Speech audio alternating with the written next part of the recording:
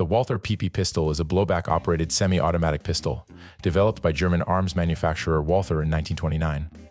It features an exposed hammer, a double-action trigger mechanism, a single-column magazine, and a fixed barrel that also acts as the guide rod for the recoil spring. The more compact version is called the Walther PPK.